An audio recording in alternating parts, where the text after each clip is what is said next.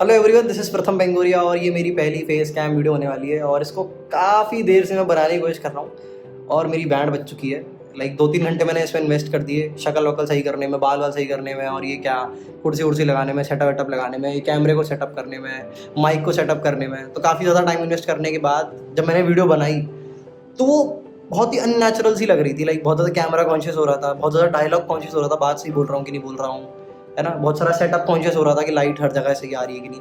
उसके चक्कर में जो नेचुरल मी है वो निकल के नहीं आ पा रहा था। तो मैंने कहा भाई पहली वीडियो है वो ऐसी ऐसी ही नहीं होनी चाहिए कि मैं कुछ और बनने की कोशिश कर रहा हूँ और ज़्यादा सभ्य बनने की कोशिश कर रहा हूँ मे बी, और ज़्यादा डिसेंट लगने की कोशिश कर रहा हूँ। तो ऐसा नहीं है, जो मैं जैसा हूँ मेरे को वैसे ही बात करनी है एग्जैक्टली।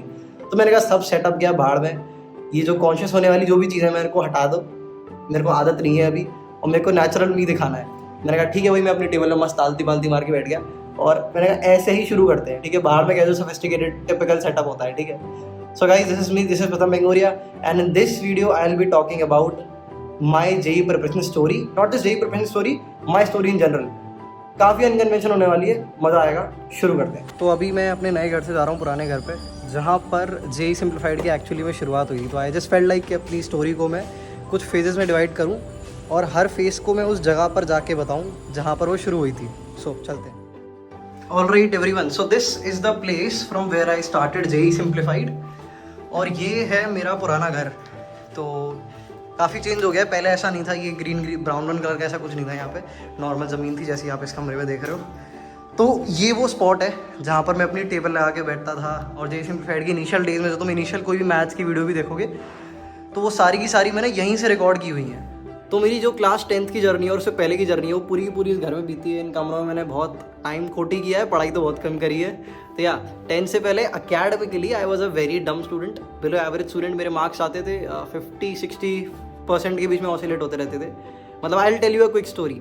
जब मेरे 10th में 8 CGPA आया था, 8 CGPA इज अराउंड 76-78% होते हैं ना 8 CGPA जो होता है। तो इतने आने पे मेरे घर वालों ने मुझे 10,000 रुपये दिए थे। मतलब वो खुश थे कि हाँ भाई इसके 78% आ गए। तो इस पर अगर कोई खुश है तो तुम आइडिया लगा लो कि बंदा कैसा रहा होगा पढ़ाई में। तो पढ़ाई में आई वॉज डम, बट कुछ चीज़ों को लेके मेरे अंदर बहुत अल्ट्रा लेवल की क्यूरियोसिटी रहती थी, अल्ट्रा लेवल की क्यूरियोसिटी। फॉर एन एग्जाम्पल, ऐसे जो टॉपिक्स होते थे ना कि यूनिवर्स का एंड किधर है। लाइक अगर यूनिवर्स का कोई एंड है, लाइक कोई बाउंड्री है, तो उसको तुम एंड कैसे बोल सकते हो, क्योंकि उस बाउंड्री के आगे भी तो कुछ होगा। तो इस तरह के जो क्वेश्चंस होते थे मुझे बहुत ज़्यादा आई वुड से क्यूरियस करते थे। For an example, let's say atom है, एटम इलेक्ट्रॉन से बना है और इलेक्ट्रॉन को अगर डिफाइन कर रहे हैं तो उसकी कोई बाउंड्री भी होगी। तो वो बाउंड्री किसी चीज़ से बनी होगी, तो इलेक्ट्रॉन किससे बना है। तो ऐसे तो नेवर एंडिंग साइकिल चलती चली जाएगी। मतलब सबसे छोटा पार्टिकल क्या होगा फिर दुनिया का, है ना। तो ये सब क्वेश्चन मेरे को बहुत ज़्यादा आई वुड से बॉदर करते थे, इन अ क्यूरियस वे बॉदर करते थे। तो मुझे ये फील होता था कि हम चीज़ों को जिस तरह से देखते हैं वो उससे बहुत ज़्यादा अलग है। फिर मैंने कॉन्सेप्ट ऑफ रिलेटिविटी के बारे में पढ़ा। उसने लाइक वही पॉप साइंस की जो वीडियोस होती थी उनको देख के और ज़्यादा मैं क्यूरियस हो गया कि भाई ये तो हम अलग ही तरह से देख रहे हैं। मतलब किसी चीज़ को अगर मैं सर्टेन स्पीड पे मूव करूँ तो उसकी लेंथ छोटी हो जाएगी। और फिर टाइम डिलेशन, टाइम ट्रैवल, इस तरह के कॉन्सेप्ट अगर पढ़ोगे तो तुम, तो मेरे को इन सब चीज़ों को पढ़ के बहुत ज़्यादा भयंकर वाली क्यूरियोसिटी होती थी। मतलब 3-3, 4-4, 5-5 घंटे में पॉप साइंस की वीडियोज ही देखता रहता था। Even though I was academically डम, बट मुझे ये चीज़ें बहुत ज़्यादा फैसिनेट करती थी। तो मेरे को फील हुआ कि हम रियलिटी को गलत तरह से परसीव करते हैं और मुझे ऐसा नहीं करना है, मुझे सच देखना है। लाइक सच क्या है, मैं ऐसे बोलता था खुद से, I want to seek the truth. तो मैंने कहा दो चीज़ें मेरे दिमाग में आती हैं इसको करने के लिए। इट कुड बी इधर थ्रू फिजिक्स और it could be through spirituality. दोनों का मुझे बिल्कुल आइडिया नहीं है, पढ़ाई में भी मैं बर्बाद हूँ। स्पिरिचुअलिटी तो पूछो ही मत, पता ही नहीं है ढंग से क्या होता है, बट लगता है कि हाँ इससे लोग बोलते हैं ना ट्रुथ मिल जाएगा, ट्रुथ मिल जाएगा, देखते हैं क्या होगा। तो मैंने कहा फिजिक्स, अब 10th तो हो ही गई है तो स्ट्रीम चूज़ करनी है। Then I choose math choose कर ली थी। उसके लिए सबसे बढ़िया चीज़ क्या होती है, फिजिक्स सबसे बढ़िया कहाँ पढ़ाई जाती है, IIT जेई की प्रिपरेशन सबसे टफेस्ट होती है। तो this is how I started my JEE preparation journey, है ना, with the intent of knowing physics and why physics, because I wanted to know reality. And reality क्या है वो मैंने तुम्हें वेग शब्दों में समझा दिया, मेरे लिए रियलिटी क्या थी, है ना। ये जो इल्यूजन मुझे फील होते थे वो मुझे हटाने थे, ठीक है। बाकी स्पिरिचुअलिटी वाला जो पार्ट है वो थोड़ा सा लैक कर गया उस टाइम पे, क्योंकि मुझे कुछ दिखाई नहीं स्पिरिचुअलिटी को कैसे एक्सप्लोर करना शुरू करूँ।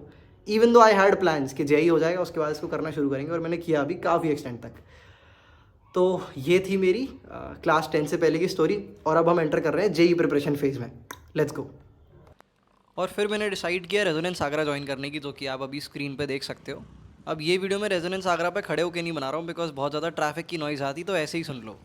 तो जेई की तैयारी शुरू हुई और मेरा एक्सपीरियंस जो है वो बहुत ज़्यादा अच्छा नहीं था।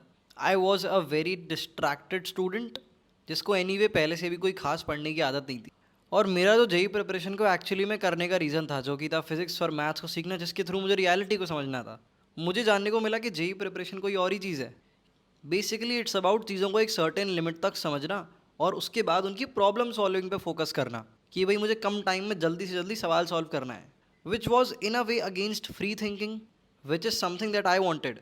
मैं एक चैप्टर में प्रॉपरली एक्सप्लोरेशंस करना शुरू करता, डाइव इन करना शुरू करता, इतनी देर में दूसरा चैप्टर शुरू हो जाता, दूसरे में डाइव इन करना शुरू करता, तीसरा शुरू हो जाता, और इस तरह से मेरी पूरी प्रिपरेशन की बैंड बजती गई।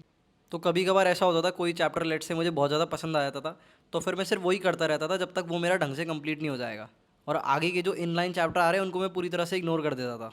इसकी वजह से उन चैप्टर्स में बहुत तगड़े लेवल की स्ट्रेंथ बिल्ड हो गई, इतनी कि एडवांस लेवल क्वेश्चंस भी नॉर्मल लगने लगते थे। बट आधे से ज़्यादा चैप्टर ख़राब भी हो गए for obvious reasons, because JEE preparation में टाइम कंस्टेंट होता है और मैं हर एक सवाल में 3-3 4-4 घंटे इन्वेस्ट कर रहा हूँ, सवाल की आर्ट को ढूंढ रहा हूँ। तो ये चीज़ ज़रूरी होती है बट एक एक्सटेंड तक ही ज़रूरी होती है, और वो बैलेंस मेरे अंदर नहीं था बिकॉज मेरा वाई आईआईटी बहुत ख़राब था।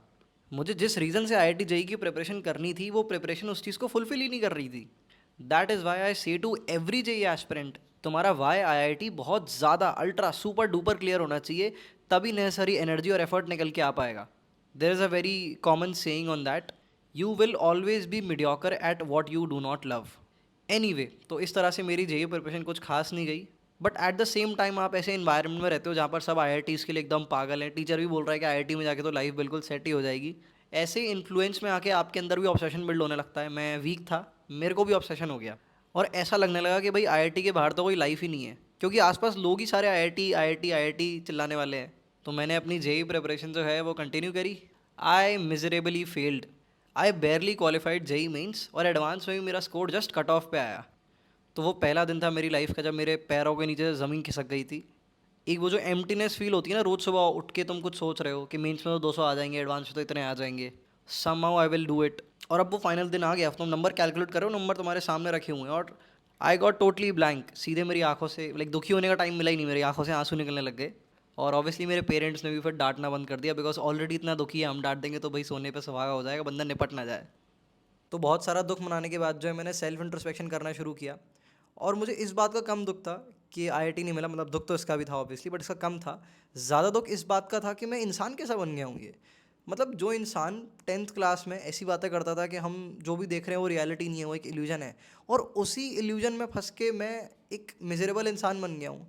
मतलब मैं आईआईटीज़ के लिए इतना ज़्यादा डेस्परेट कैसे हो गया, इतना ऑब्सेस्ड कैसे हो गया एक मटीरियलिस्टिक छोटी सी चीज़ से। ऐसी पता नहीं कितनी चीज़ें आएंगी लाइफ में। मेरा गोल बहुत बड़ा है, मुझे बहुत बड़ी बड़ी चीज़ें करनी है लाइफ में, नॉर्मल लाइफ नहीं जीनी मेरे को। तो जिस इंसान को ऐसी नॉर्मल लाइफ नहीं जीनी, जो हाईली ऑप्टिमिस्टिक इंसान है, वो तो प्रॉब्लम्स का पहाड़ आने वाला है उसकी ज़िंदगी में, और फिर मैं ऐसे ही रोता रहूँगा कि मुझे चीज़ें नहीं मिलेंगी। तो ये सोच के मुझे बहुत ज़्यादा गिल्टी हुई कि ये कैसा इंसान बन गया हूँ। और मैंने अपने आप से वादा किया कि मैं आज के बाद किसी चीज़ से ऑब्सेशन नहीं पालूंगा, और वो वादा मैं अभी तक निभाता आ रहा हूँ। ऐसा नहीं है कि ऑब्सेशन नहीं होता, बट जैसे कोई भी चीज़ होती है, मैंने नया आईफोन लिया या लैपटॉप लिया खुद के पैसे से, कोई भी अचीवमेंट आया, ये सिल्वर प्ले बटन रखा है, तो मैं कोशिश करता हूँ कि लाइक आती है जब ऐसी कोई अचीवमेंट, तो मैं बोलता हूँ कि ये नहीं होगी तो मैं कैसे फील करूँगा, मेरे को अच्छा फील करना है भाई, तब भी जैसी मिल जाती है कोई अचीवमेंट मिलती है तो ये इंस्टिंक्ट जो है मेरा तब से डेवलप हो गया है।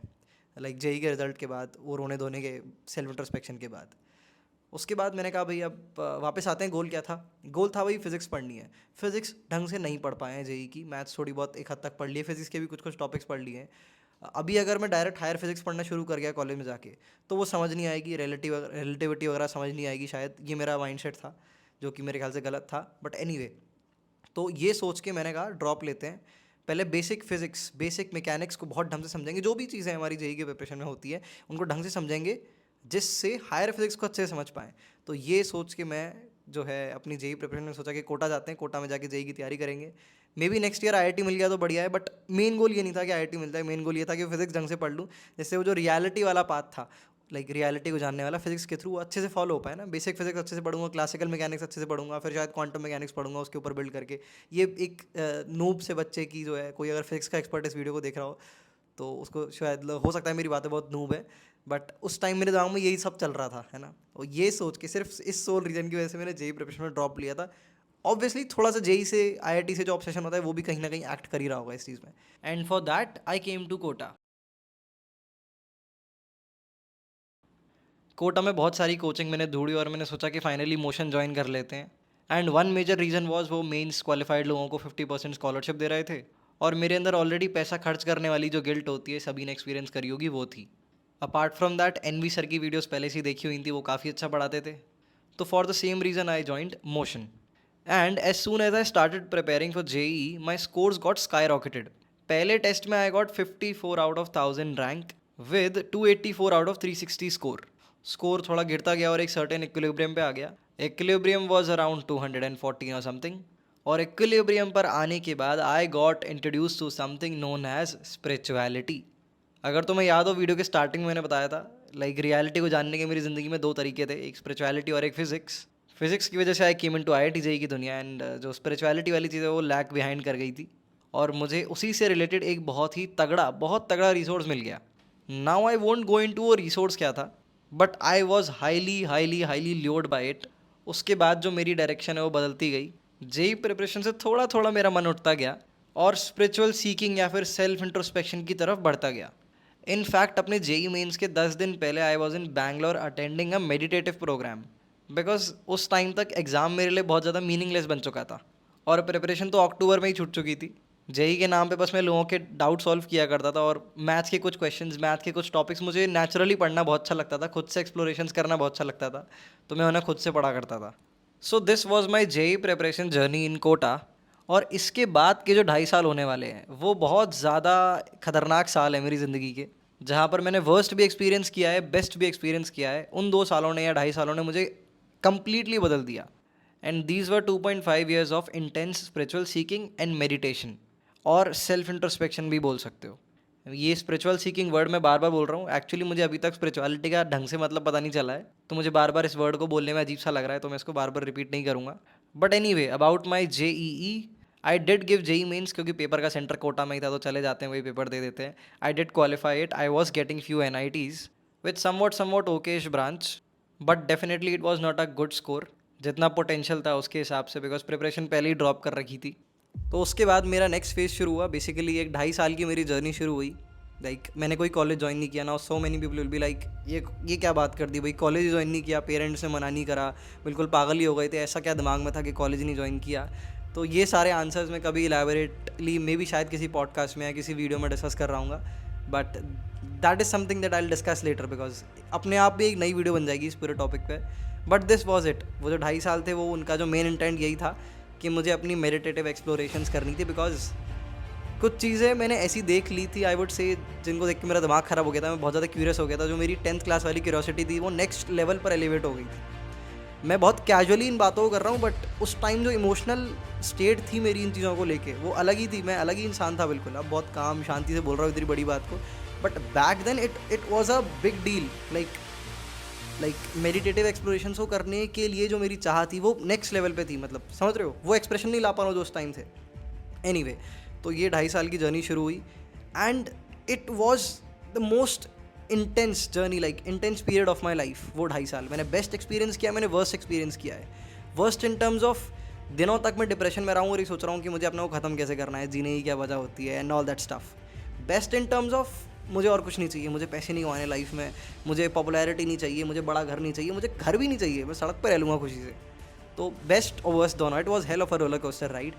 और ये 2.5 साल का पीरियड जो है, अगेन आई से बहुत ज़्यादा इंटेंस रहा है मेरे पास। लाइक बताने के लिए इतनी सारी चीज़ें फूट के निकल रही है, बट मैं बता नहीं सकता, बिकॉज अगेन अलग ही मैं फिर बहता चला जाऊँगा 1 घंटे 2 घंटे 3 घंटे की वीडियो बन जाएगी ये।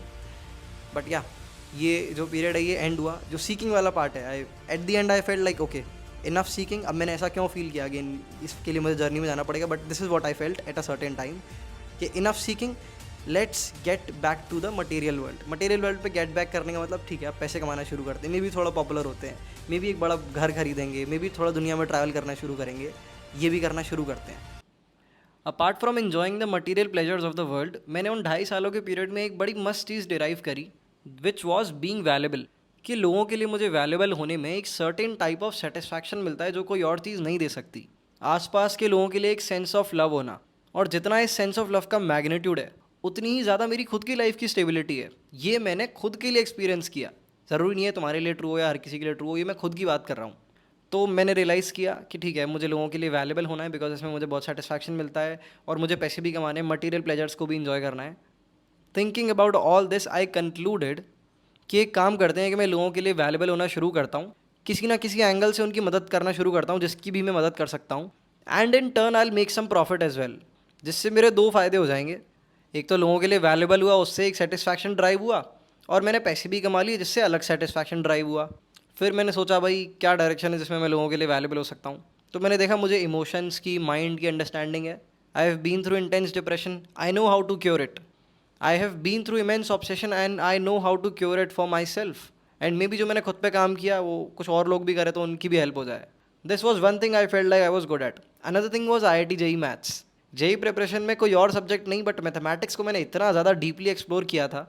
At a time I kind of was in love with JEE maths. मैं लोगों के पूरे दिन डाउट सॉल्व करता रहता था। ISI CMI की बुक में से बहुत एकदम टफ लेवल के क्वेश्चन छाट के करता रहता था, 2-3 घंटे तक एक्सप्लोर करता था, बहुत मज़ा आता था। तो मैथ्स में मैं काफ़ी अच्छा हो गया था। और मैं एक JEE एस्पिरेंट भी रहा था, एक डम JEE एस्पिरेंट भी रहा था अपनी पूरी 12th क्लास 11th क्लास की जर्नी में, और एक बढ़िया JEE एस्पिरेंट भी रहा था अपने एक ड्रॉप ईयर की जर्नी में। At least till October I would say, until I kind of stop preparing for JEE। इस सब का इंटरसेक्शन मिला मुझे JEE सिंप्लीफाइड, जिस पर आप अभी इस वीडियो को देख रहे हो। द गोल इज सिंपल, लोगों के लिए वैल्यूबल होना है, कुछ बड़ा बिल्ड करना है, और इन टर्न उसके थ्रू अपनी लाइफ भी स्टेबल बनानी है। Now now now now now मेरी स्टोरी सुनने के बाद दो तरह के लोग मिलेंगे। टाइप ए के लोग होंगे जो बोलेंगे कि भाई ये कैसा इंसान है, खुद कभी कॉलेज नहीं गया और लोगों को कॉलेज जाने के लिए प्रमोट कर रहा है। और टाइप बी के लोग बोलेंगे कि भाई ये कॉलेज ही नहीं गया और ये इन अ वे सक्सेसफुल भी हो गया, तो क्या हमें भी कॉलेज जाने का प्लान छोड़ देना चाहिए? वैसे ही JEE प्रिपरेशन तो हो नहीं रही है। सो दोनों टाइप के लोगों के लिए मेरे पास बहुत बहुत अल्ट्रा इंपॉर्टेंट आंसर्स हैं। बिकॉज इन आंसर्स को मैं बहुत अच्छे से एड्रेस करना चाहता था, इसीलिए मैं बहुत टाइम से अपनी फेस कैम वीडियो बनाना रजिस्ट कर रहा था कि लोग मिसलीडिंग तरह से इसको ना ले लें। ऑल राइट, तो जो टाइप ए के लोग हैं उनसे मैं ये बोलना चाहूँगा कि I am not trying to express in this video कि कॉलेज में जाना कोई गलत बात होती है। इट्स जस्ट दैट उस टाइम पे लाइफ में मेरी प्रायोरिटीज़ अलग थी और मेरे जैसे इंसान के लिए कॉलेज में जाना फिट नहीं था। एंड लकली रिजल्ट्स भी वैसे ही हैं। बहुत ज़्यादा मुझे डिफरेंस फील नहीं होता लाइफ में in terms of success, but again वो मेरे जैसे इंसान के लिए सही चीज़ थी और तुम नहीं जानते कि मैं कैसा इंसान था। तो ये मिसअंडरस्टैंड मत कर लेना कि तुम वैसे ही इंसान हो जैसा मैं हूँ, और वही चीज़ फॉलो मत कर लेना जाना जो मैंने करी थी बिना दिमाग लगाए। बेसिकली तुम्हें ब्लाइंडली चीज़ों को फॉलो नहीं करना है। तुम्हारे लिए क्या ज़रूरी है ये तुम्हें लॉजिकली ड्राइव करके मूव ऑन करना है। डेफिनेटली मेरी स्टोरी से कुछ प्रैक्टिकल एग्जाम्पल ले सकते हो, कुछ थोड़ा सा मोटिवेशन ले सकते हो, थोड़ा सा इंस्पायर हो सकते हो, बट चीज़ों को ब्लाइंडली फॉलो मत करना।